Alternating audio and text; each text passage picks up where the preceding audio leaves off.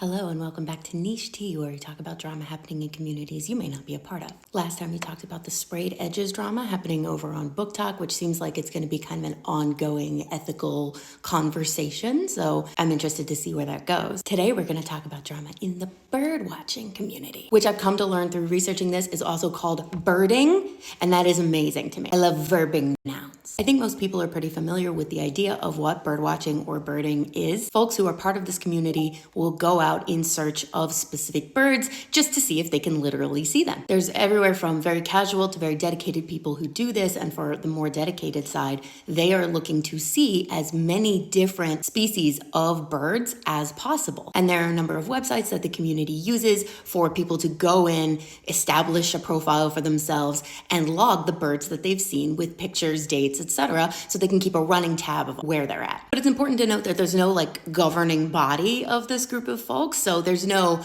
official verification process for this, etc. It's very much built on trust and knowing each other within the community, especially for the more serious birders. The event we're discussing today surrounds a breaking of a world record, which is more than 10,000 birds having been seen across the world. No one has done that prior to February of 2024. Now, for years, there already was a very well-established person within the birding community who was making it very clear that their intention was to break this particular milestone record. That person is a man by the name of Peter Kastner, who is very well known, again, within the community, very well established, very well respected, also coincidentally a US diplomat.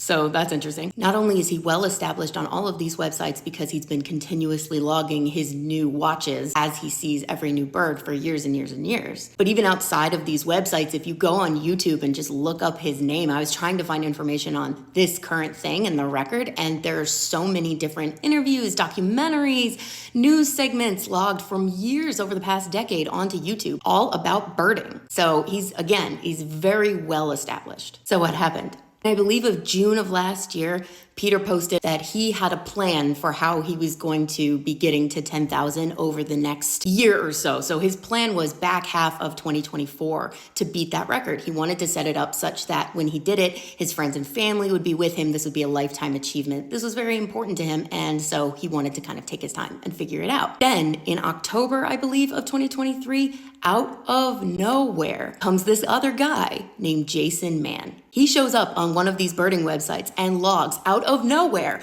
nearly 10,000 bird sightings from the past number of years. Everyone is, of course, immediately confused.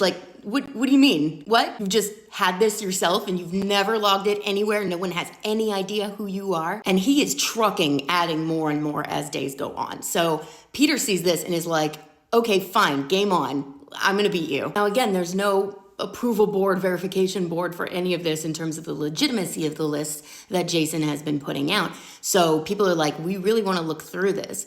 But for Peter's part, he's like, I'm going to take this man seriously. I'm going to assume that these are valid, and I'm just going to change my timeline accordingly and still beat him. So he moves up a bunch of stuff, and he gets to the point where he's literally one bird away. And coming out of that trip, he hears that Jason Mann is going to be making a trip very quickly to get his 10,000th as well. So he, Peter, moves up his next trip to immediately turn around and go and get his 10,000th. And then on February 9th, he announces his 10,000th bird. This bird was the orange-tufted spider hunter in the Philippines, for those interested. And right as he's going to make the announcement, he gets word that Jason Mann claimed that literally earlier that day, possibly technically the previous day, he also caught his 10,000th. Again, the community is extremely skeptical, but there's no authority. So people are just going through his lists on their own still. So as far as Peter's concerned, he's just like, I'm going to celebrate the fact that this is a milestone for me. So one way or another, whether I was the first to do it or not,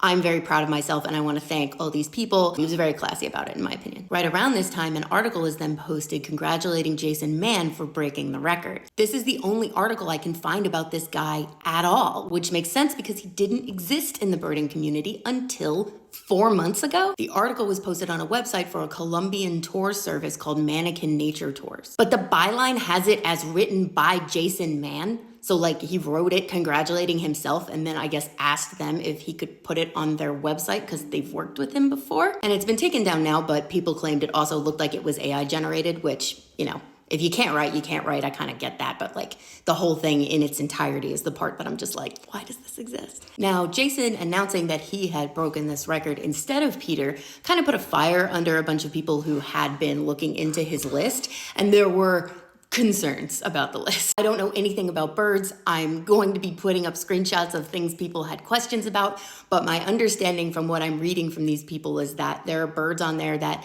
have not been seen in decades, birds that were thought to have gone extinct. Like the types of stuff he's claiming that he has seen would have warranted reaching out to other people before now by saying, hey, I have found this, like scientists or other communities or the news. Assumedly coming out of this scrutiny, Jason Mann, who I literally wasn't sure actually existed as a human being, sent an email to Peter Kastner, basically conceding the record to him and saying that, yeah, some of them are sketchy in mine, and so I'm gonna let you have it, I guess. He also supposedly sent a similar email to the Mannequin Nature Tours team, basically explaining like, you should take this article down because I'm conceding for these reasons. The Mannequin Nature Tours team then puts out this insanely long statement that was kind of like, we worked with this guy and did tourism and travel stuff, and we work with bird watchers, so he showed us his list on these places, and we were kind of like, okay, so then we thought it could be good promotion, and like, we don't have anything to do with any fraud. Like, they were very concerned. It was really funny. I think they got a lot of flack for this as the only outlet